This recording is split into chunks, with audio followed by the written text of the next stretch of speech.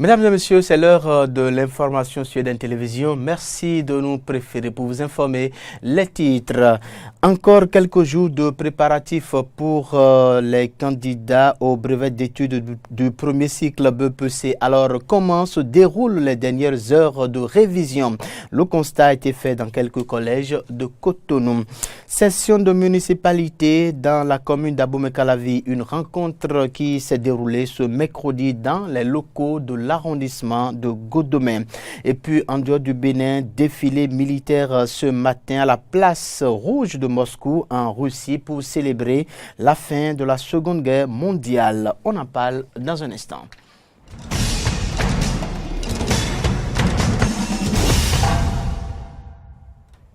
Bienvenue à toutes et à tous et une fois encore, merci de nous préférer pour vous informer. Le démarrage de l'examen du brevet d'études du premier cycle BEPC est prévu pour le 27 mai prochain sur toute l'étendue du territoire national. Et pour l'heure, élèves et enseignants sont préoccupés par les dernières heures, les dernières révisions bien sûr. Alors, une équipe de la rédaction de Eden Télévision est allée faire le constat. Voici son compte rendu. L'examen du brevet d'études du premier cycle BEPC est prévu pour se dérouler le 27 mai prochain sur toute l'étendue du territoire national. Dans les collèges et lycées, l'heure est aux derniers examens blancs et aux révisions. C'est le cas des CEG, le Nokoué et l'Entente.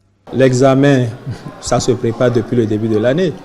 Bon, actuellement, nous sommes dans la dernière ligne droite. Nous venons de recevoir les listes du centre et les listes du collège. Il faut reconnaître que cette année, vu qu'il n'y a pas eu de grève, les professeurs se sont donnés à la tâche. Nous avons même programmé des renforcements de la capacité des élèves qu'on déroule. On a fait déjà plusieurs séances. Plaise à Dieu, les résultats seront meilleurs cette année. Depuis quelques semaines, nous avons déjà commencé ces renforcements pour faire aussi un peu de révision avec nos apprenants. À pratiquement 2 semaines de l'examen, l'objectif principal des responsables d'établissement et enseignants est de renforcer le niveau de ces candidats pour garantir de meilleurs résultats. Le niveau des élèves, bon, vous comprenez que ça ne peut pas être homogène à tous les niveaux. Le niveau est hétérogène. Donc, en clair, on peut dire que nous avons un niveau moyen. Quand on somme tout là, on fait la moyenne, nous avons un niveau moyen chez les élèves. Comme on le constate d'habitude, le niveau des enfants reste et demeure toujours faible en mathématiques. Et nous sommes en train quand même de travailler pour relever ce niveau. Un objectif partagé par les candidats eux-mêmes qui visiblement mettent les bouchées doubles pour obtenir le premier diplôme du collège. Arrivé à la maison, moi je m'entraîne sur des 6 Je fais beaucoup des 6 et j'apprends aussi les coups qu'on donne. Je fais beaucoup des 6 et je fais beaucoup de recherches quoi. Je me prépare bien et les professeurs aussi nous aident à nous préparer. Ils nous fait, bon, on a fini les programmes presque dans toutes les matières. Ils nous aident à bien préparer le BEPC. Ouais, pour la révision, je suis prêt, j'apprends mes leçons et j'attends le jour de l'examen pour composer. Ces séances de révision dans le cadre de l'examen du BEPC vont se poursuivre jusqu'à la veille des compositions. Et puis, je l'annonçais en titre, le conseil communal de la commune d'Abomey-Calavi a tenu ce mercredi sa session de municipalité dans les locaux de l'arrondissement de Godomé. Au menu des échanges, le point des activités menées au cours de l'année 2019 et les activités prévues pour le compte de l'année 2019. Laurent Ronatonekes et Damien Pedro pour le reportage. Élus communaux, élus locaux, têtes couronnées, femmes et jeunes ont tous répondu à l'appel du maire Georges Bada pour la session de municipalité tenue ce 8 avril 2019 dans les locaux de l'arrondissement de Godomé. Cette session fait suite à celle tenue le 29 août 2018 et au cours de laquelle des projets ont été prévus pour être réalisés. Quelques mois après, le résultat est positif avec la réalisation de modules de classe dans les localités de Dekoumbe, Kokotomé, Kokokodji, Lobozumpa, Ngbeho et Togudo. D'autres sont en cours de réalisation. La volonté de moderniser notre cadre de vie se fait de façon progressive. C'est pourquoi d'autres infrastructures sont en cours de réalisation toujours dans l'arrondissement de Godomé. nous pouvons citer la construction d'un pavillon moderne de type RDC dans le centre de santé de Godomé. C'est presque achevé. Il ne reste que les travaux confortatifs. La construction de la salle de conférence au siège de l'arrondissement de Godomé. Ça, c'est juste la salle qui est derrière nous. Et c'est presque fin prêt. Il ne reste que la peinture. L'équipement en mobilier et en sonorisation de la salle de conférence en construction. La construction d'un module de 3 salles de classe plus bureau, magasin et équipement à l'EPP Tankpé. Au titre de l'année 2019, plusieurs réalisations sont prévues, dont la construction de 36 sièges dans 36 quartiers de l'arrondissement de Godomé pour les réunions des conseils de quartier et la construction d'un centre de loisirs des jeunes. Le maire Georges Bada, prenant la parole, a remercié les populations pour la maturité dont elles font preuve pendant cette période électorale. Il a par ailleurs évoqué les questions de sécurité et de paiement de tasses. Si nous voulons autant d'infrastructures qui sont inscrits au rang de notre programme, projet, budget pour l'année 2019, il faut nécessairement que nos contributions soient très importantes. Les représentants des différentes couches ont présenté au conseil communal leurs préoccupations. Des préoccupations qui ont eu des réponses de la part du maire et de ses adjoints. Candide Azanahi, membre de l'opposition, a organisé une conférence de presse ce mardi 7 mai 2019 au siège de son parti à Ménotin. Face aux hommes des médias, le président du parti Restaurer l'Espoir est revenu sur les incidents qui, du 1er et 2 mai dernier, au lendemain des élections législatives, il a par la suite exprimé sa position sur la 8e législature qui sera installée le 15 mai prochain. Le point, c'est avec Mori Anouagoua et Romaric Devoshi. Candide Ama Maria Azanahi, face à la presse nationale et internationale ce mardi, a contesté le taux de participation aux élections législatives du 28 avril dernier annoncé par les instances officielles. Il n'y a pas plus de 5%. Allez dire à tout le monde que les résultats de 25% sont des fraudes. Les résultats de 27%, c'est ridicule. Où est-ce que vous avez vu au monde, on a fait une élection où le taux d'abstention est plus de 95% au monde depuis l'histoire des élections? Ça n'existe pas. Même lorsqu'on parle de 27%, c'est ridicule. Pour le président du parti Restaurer l'Espoir, l'opposition n'est nullement responsable des événements du 1er et du 2 mai. Nous n'avons jamais prévu les événements du 1er. Ce ne sont pas des programmes ni les projets. Candide Azanahi croit savoir les caractéristiques de l'armée béninoise. L'armée béninoise n'a pas la caractéristique de carnage des populations civiles.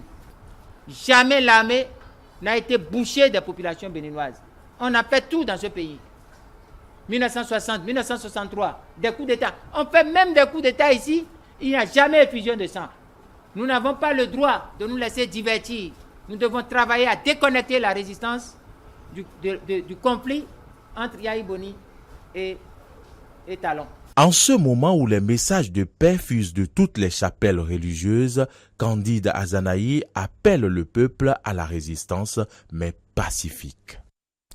Encore quelques jours et les députés de la 8e législature rentreront dans leurs fonctions à l'Assemblée nationale à Porto Novo. Une nouvelle configuration de députés qui suscite beaucoup d'analyses. Voici celle que nous propose la rédaction de Eden Télévision. Depuis le 2 mai 2019, les Béninois ont une idée claire de la configuration de la 8e législature après que la Cour constitutionnelle a rendu public les résultats provisoires des élections du 28 avril 2019, qualifiés de non inclusives et rejetés par les partis de l'opposition. Pour Marcel Zoumenou, le taux de renouvellement de la 8e législature est faible. Au total, on a eu 46 députés qui sont revenus. Ça fait un taux de renouvellement de 30,12%, je l'ai calculé tout à l'heure, un taux de renouvellement très faible. Cette observation s'explique selon Zoumenou par 2 raisons. Le processus lui-même n'a pas permis à beaucoup de partis de compétir, ça c'est la première raison. La deuxième raison, c'est que le chef de l'État qui a réussi à imposer ces 2 blocs et qui sûrement a fait les positionnements, a voulu un peu récompenser ceux qui, lors de la dernière législature, l'ont aidé à voter beaucoup de lois qui sont aujourd'hui discriminées. La 8e législature ne compte que 6 femmes députées, soit un pourcentage de 7,22%, un taux plus bas que celui de la 7e. Notons que le record de femmes au Parlement qui peine à être battu est détenu par la 2e législature. On n'a pas connu d'amélioration par rapport à la législature passée. Il y avait un projet de révision de la Constitution et on avait inscrit que l'une des raisons pour lesquelles il fallait réviser la Constitution, c'était de donner des postes de responsabilité équitables aux femmes et aux hommes. Et on a été surpris de voir que sur les listes chapeautées par le chef d'État, c'est le nombre de femmes qui sont retrouvées n'atteint pas au total, même avec les suppléants, une vingtaine. Je trouve que par rapport à une population majoritairement, je crois on parle de 50 ou 52% de femmes, ce taux est faible. Contrairement au faible taux de femmes, la 8e législature enregistre une percée non négligeable des jeunes. C'est des gens qui ont entre 30 et 40 ans, c'est mon critère de jeune, et qui viennent d'arriver dans le jeu politique béninois. Donc 4 ou 5 jeunes pour une population qui elle-même est composée à plus de 60% de jeunes de moins de 25 ans. Je trouve que ce n'est pas assez représentatif de notre population. Nazer César Vikou déplore l'absence de certains députés très expérimentés. Mathurin Kofi Nango, Idi Kolawole, c'est des gens qui, vu leur âge, leur sagesse, leur âge sur le point de là, ils peuvent continuer à nous apporter beaucoup de choses. On a beaucoup d'anciens députés qui sont revenus et des députés sur lesquels les populations avaient des griefs profonds sont revenus. Et c'est là que je dis qu'il y a un petit regret dans le renouvellement de la classe politique.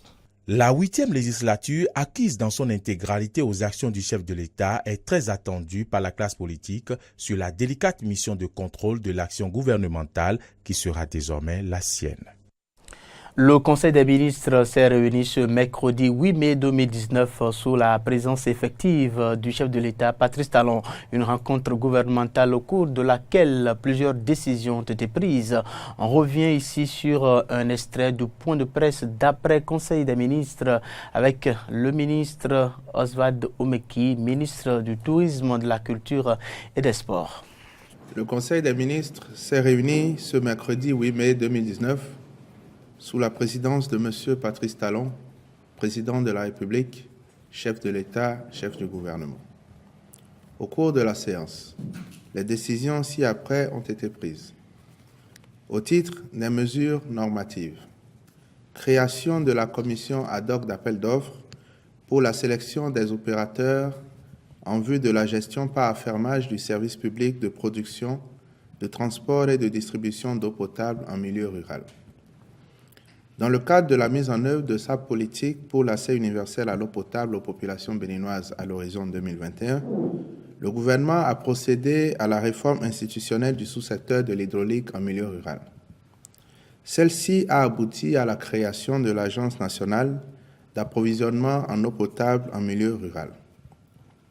En plus de la maîtrise d'ouvrage, la dite agence doit assurer la gestion durable du patrimoine hydraulique relevant de sa mission à travers un partenariat public-privé nécessitant le recrutement d'opérateurs privés de référence pour la gestion par affermage du service public de production, de transport et de distribution d'eau potable. Pour ce faire, la feuille de route élaborée avec les partenaires techniques et financiers prévoit notamment la mise en place d'un cadre partenarial entre le gouvernement et les 74 communes bénéficiaires du programme d'investissement du sous-secteur de l'hydraulique en milieu rural, le lancement de l'élaboration des études préalables nécessaires à la mise en œuvre de l'affermage, y compris les dossiers de préqualification, les dossiers d'appel d'offres, les contrats d'affermage et les contrats de performance avec l'appui de consultants individuels regroupés au sein d'une task force financée par la Banque mondiale. Mais avant la publication du dossier de préqualification des opérateurs, la mise en place de la commission ad hoc est indispensable. Celle-ci aura en effet pour mission de conduire jusqu'à terme et dans les délais convenus le processus de sélection des 10 opérateurs chargés de la gestion par affermage du service public de production, de transport et de distribution d'eau potable en milieu rural. C'est pourquoi Le Conseil des ministres a adopté ce décret et instruit les ministres concernés par le dossier d'accomplir toutes les diligences nécessaires à l'effet de permettre à la Commission de remplir sa mission. Actualité en dehors du Bénin, la Russie a célébré ce matin la fin de la Seconde Guerre mondiale par un défilé militaire. Il s'agit d'une tradition pour honorer la mémoire des 27 millions de Russes qui sont tombés lors de cette période sanglante. Après le défilé, Vladimir Poutine s'est recueilli sur la tombe du soldat inconnu, signe d'hommage aux soldats qui ont perdu la vie au cours de cette guerre en combattant l'Allemagne nazie en 1945. Ce mercredi, dans une allocution à la télévision nationale d'Iran, Hassan Rouhani a annoncé la suspension de certains de ses engagements de l'accord sur le nucléaire iranien. Eh bien, désormais, l'Iran ne vendra ni ne rendra plus son uranium enrichi à d'autres pays. Une annonce qui intervient un an, jour pour jour après donc le retrait des USA de ce traité. Écoutons ici les autorités iraniennes. Nous sommes toujours un peuple de paix et de modération. Et nous n'avons pris aucun engagement non conforme. Nous ne déclencherons aucune guerre, mais nous n'avons jamais renoncé face à l'intimidation et nous ne le ferons pas. De plus, nous adresserons une réponse ferme à tous les agresseurs. Après avoir pris conscience de la politique américaine, la République islamique a réagi avec tolérance et avec une patience stratégique. Malheureusement, l'Union européenne et la communauté internationale n'ont pas su résister aux pressions des États-Unis. C'est pourquoi nous jugeons opportun de cesser de mettre en œuvre certains de nos engagements et certaines des mesures que nous avions volontairement prises dans le cadre de l'accord sur le nucléaire. Ce droit a été réservé à l'Iran dans le texte. Cela signifie que nous n'agirons pas en dehors des articles 26 et 36 de l'accord sur le nucléaire. Iran promet encore renoncer à d'autres engagements si dans 2 mois les pays signataires ne font rien pour trouver une solution aux sanctions américaines. Un ultimatum rejeté par les pays européens. La Russie, elle, plaide pour que tous les pays remplissent leurs engagements vis-à-vis de l'Iran. Donald Trump a pris de nouvelles sanctions contre la République islamique et espère toujours négocier un nouvel accord. On écoute ces différents acteurs. Nous rejetons tout ultimatum et nous évaluerons le respect par l'Iran de ses engagements en matière nucléaire. Nous demeurons pleinement attachés à la préservation et à la mise en œuvre intégrale de l'accord sur le nucléaire.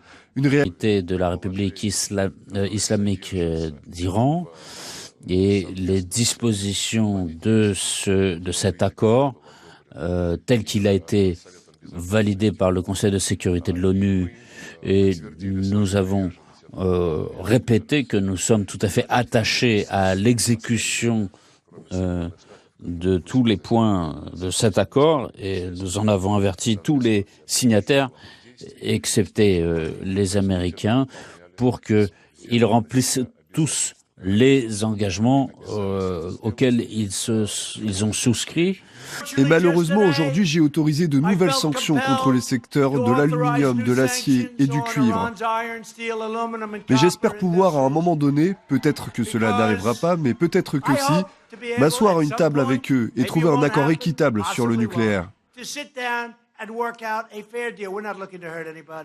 Nous voulons juste un accord équitable et qu'ils n'obtiennent pas la bombe atomique. C'est tout ce que nous voulons.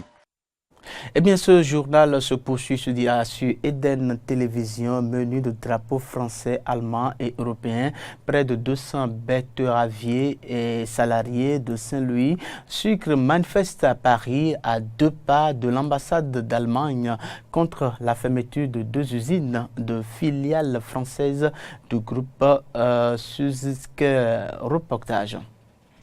Munis de drapeaux français, allemands et européens, près de 200 betteraviers et salariés de Saint-Louis Sucre ont manifesté mardi à Paris, à 2 pas de l'ambassade d'Allemagne, contre la fermeture de 2 usines de la filiale française du groupe Südzucker. Le groupe allemand prévoit la fermeture de 2 de ses 4 sucreries en France, avec à la clé près de 130 postes supprimés sur les 723 que compte sa branche française et la remise en cause du modèle économique de milliers d'agriculteurs. Aujourd'hui, c'est complètement un symbole par rapport à notre mobilisation depuis maintenant plusieurs semaines contre cette décision du groupe Zucker de fermer 2 usines à la fois sur Cagny et sur Eppeville. C'est de faire comprendre quelque part par l'intermédiaire du gouvernement allemand qu'un groupe allemand comme Zucker ne peut agir de cette façon-là au niveau d'une Europe que l'on veut constructive et équitable. Le groupe Zucker a une volonté, non pas stratégie vis-à-vis d'un marché du sucre, mais une stratégie financière. Donc voilà, les choses ne sont pas simples, mais tous les leviers sont actionnés pour faire en sorte que le groupe Zucker comprenne qu'il y a plus d'intérêt à ce qu'on reprenne les sites qu'il ne les ferme. Adoptée en mars 2014, la loi Florange impose à tout employeur d'une entreprise ou d'un groupe d'au moins 1000 salariés qui envisage de fermer un établissement et de procéder à des licenciements économiques de rechercher un repreneur. À moins de 3 semaines du scrutin européen, brandissant des pancartes en français et en allemand, les planteurs espéraient pouvoir remettre leurs doléances à l'ambassadeur d'Allemagne, mais ont finalement trouvé porte close. Ils souhaitaient surtout remettre un petit coup de pression à une semaine d'une réunion avec la direction de Südzucker à Strasbourg, lors de laquelle ils doivent présenter leur plan de reprise des 2 usines le 15 mai. Je pense que à l'aune des élections européennes, c'est important. L'Europe, c'est pas la désunion. L'Europe, c'est le mutualisme des moyens de production. On est quand même dans un marché commun. Si dans ce même marché commun, tel pays décide de détruire telle industrie dans tel autre pays, et là en l'occurrence les Allemands préservent l'ensemble de leur bassin d'emploi, l'ensemble de leur bassin industriel. Nous, à notre niveau, ils détruisent 2 usines, la moitié de leurs usines en France. On intervient justement pour monter des dossiers, pour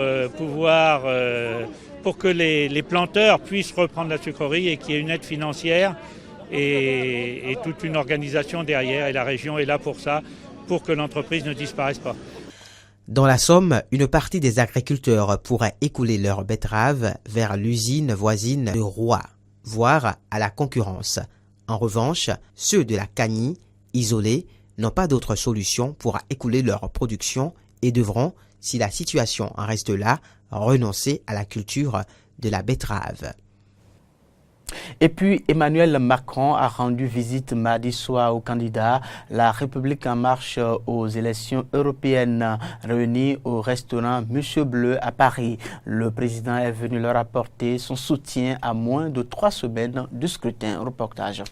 Le président français apporte son soutien aux candidats La République en marche aux élections européennes, ceci par une visite surprise rendue mardi soir. Il a notamment rejoint la tête de liste de La République en marche, Nathalie Loiseau, et son numéro 2, Pascal Canfin, a-t-on souligné, sans plus de précision. Emmanuel Macron, c'est le leader de l'Europe.